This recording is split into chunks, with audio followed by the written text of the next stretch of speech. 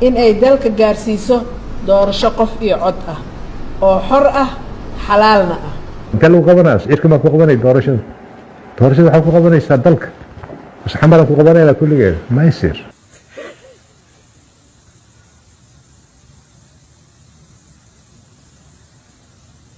doorashooyinka adduunka waxaa jiro nidaam la dhaho dadku inay ka codeeyaan ayagoo maqan meelaha ay joogaan inay ka codeeyaan dawladaha sameeya arrintaas aad ay u kooban yihiin oo aad ay u yar yihiin yaan lagu sheekeynay waxa Afghanistan ay ka dhacday Ciraaqan ku sameeyay kulligood waxa kala faaruq runaan idin sheega maanta waxaan idin sheegayaa magaalada Muqdisho hadii la yiraahdo shacabkeeda doorasho dhacaysa xiise weyn ay u qabaan doorasho dhacaysa in la yiraahdo tirada meel yaani dadka codeynaya waa la yaabi doonaa marka anaga runta u sheegayna shacabka ama waa dhici kartaa oo si la yaqaan oo aan u sameyn jirnay lixdanaadkii loo sameeyna oo waranka saay laakiin haddaad tiraahdo waa magacan aad siiso wax kan aad sameeyso yani waa khiyaano cad weyn masuultooyis faa'iidooyinka iyo dhibaatooyinka waa noo soo socdaan dhibaatooyinka iyo hooga iyo halaaga laga qaado inay tahay wax u baahan wada tashi inay ka wada tashadaan dadka stakeholderska dawlad goboleedyada dawladda federaalka iyo cid kastoo ay khusayso oo arrintaas doorashooyinka ay muhiim u tahay war meeshaas wadda ma jirto horeyna waa u sheegnay dhowr marna waa ku celcelinay wadda ma jirta dhinacaas si aan loo marhaabin madaxda qaranka maamulada dawlad goboleedyada dadweynaha cid kasta oo danaynaysa doorashada xanameeyay hadaa weydiisaan maanta la yiraahdo Saudi Arabia usbuuc soo socda ma ka qaban kartaa doorasho haabay oranaysa maanta runtaan isu sheegaynaa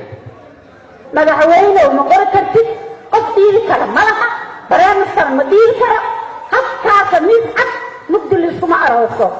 maalin cadeeyal qaybana maalin cadeey inta anagu aan joogno xukunka waxaan idin ballan qaadayaa inaan aqbali doonin in la cabsiyo inaan aqbali doonin dariiqa saxda ah nala ka leexiyo annaga haddaan saas u faano oo meelayna itaalkeenu ayna gaarsiisnayn aan isgaarsiino mar walba beentaasaan akhriyna dadka laga tirinayo oo Soomaali tiradeeda lagu ogaanayo oo deegaanada ay ka xoroobayaan in 4.5 kii la isku doorto state-kina la aado oo state nin walba doogan doorashadiisi uu tago 4.5 na lagu doorto arafkayga aan xiranayaan anigu dilaakiid waxaan isbees soo dhooban ilaa waa been ilaa saaxiib baan kula nahay been war sheegare yalla sheegare runtii arrintan waa arrin laga naxo oo runtii sumcad xumo iyo ceeb ku ah ummadda Soomaaliyeed gaar ahaan dawladda joogta oo aan oran karo runtii hadda waxay raahay ba hadii waxaan kala dhacaan in iscasilaan maxaa yeelay waxyaabahan waxa la iskaado meeshii ugu dambeysay fadhaxad meeshii ugu dambeysay waxaan ku faraxsanahay dad aad u badan oo anigu markaa dadka talada furta lagu fiiqay ahaan jiray aad u jeclaan jiray mucaaradnimada iyo inay hadda leeyihiin mucaaradnimada hal iska joojiyo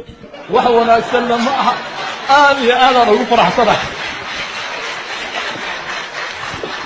markii waxa laga hor keenay mucaaradnimadiina hadda way socotaa iyadoo indha lahayn degana lahayn oo ah dhaqan hore u jiray haddana tiiba socota tafiih baa rabaa in la qabto waxaan jeclahay marka inaan ku soo khatimo kuwa naftooda markay hadalkaas u fiican dhahaan aan u sacbino laakiin waxay leeyihiin qoladii hore fashilantay marka waxay rabaan in mucaaradnimadana la dhaafo kuwii hore tagayna xataa la sii mucaarado aad iyo aad u mahadsantihiin salaamu calaykum waraxmatullahi wabarakaatu been fakatay run ma gaarto markii propaganda iyo been iyo wax aan jirin lagu celceliyo shacabkii rajadooda hoos yaa loo dhigaya waa la qalbi jabinaya sharcigii ee shacabkii hadda tala qaran oo hadda looga fadhiyo madaxweynaha inaysan macno sameeynin maxaa yeelay waxaan ognahay inuu ku fashilmay ama dawladdu ku fashilantay hadday noqoto nabadgelyada hadday noqoto dhaqaalaha hadday noqoto dib u heshiisiinta oo hadda aan ognahay in dagaallo ka socdaan meelo badan oo kala duwan oo dalka dhexdiisa ah uu hadda dagaal ka socdo dadkii Soomaaliyeed inay kala fogaadeen oo in aanan loo samaynin wax dib u heshiisiina jiro ama 2016 doorasho qof iyo cod ah maxay isbedelay kula tahay waxa isbedelay dawladdu waa qiratay madaxweynuhu waa sheegay inay ku fashilmeen inay qabtaan hawshaas maxaa yeelay waxay ahayd hawshaasi in la bilaabo koow maalintii ugu horeysay dawladda la doortay inay ka shaqeeyaan bacdama ay ballan qaadeen dastuurka inay ku jirto systemka hadda jira ama baarlamaan xildhibaanada hadda jooga waxa bedeli kara kuwa la soo doortay oo loogu soo doortay qof iyo codkiis marka waxay ahayd xaqiiqdii maalintaas inay bilaabaan oo tijaabada ay ka bilaabaan degmooyinka magaalada muqdisho oo nabada oo degmo walbaba councilman ay isu doorato mayorka hadda maalin la soo magacaabayo hadda nin cusub la soo magacaabay laba beri ka hor waxay ahayd magaaladu waa nabad in mayorka la doorto ma aha in magacaabid ay dhacdo marka de taasa waxay ku muujinaysaa in ay dawladdu runtii markay noqoto dhanka qof iyo codkiisa iyadu afkeeda ka qiratay way ka gaabisay baad leedahay inay ku fashilantay oo ay ka gaabisay marka de hadda waxa ku xiga waa tan hadda laga hadlayo oo wada tashiga usbuucii hadda la soo dhaafay lagu qabtay magaalada muqdisho oo laga hadlayo qaabka electionka uu ku dhici doono horta waxaan aad ugu faraxsanahay in daaqadda ay ka baxday in waqti lagu darsado inkastoo dad ay weli rabaan inay waqti ku darsadaan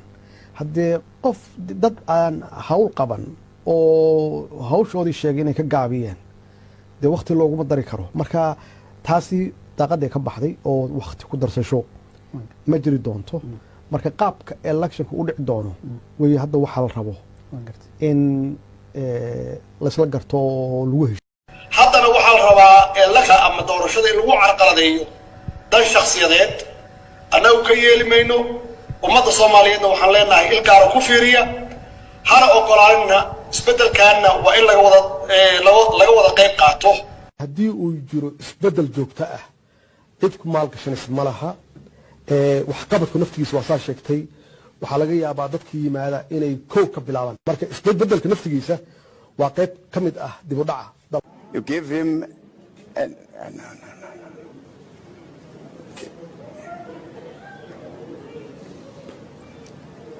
marmar wareerno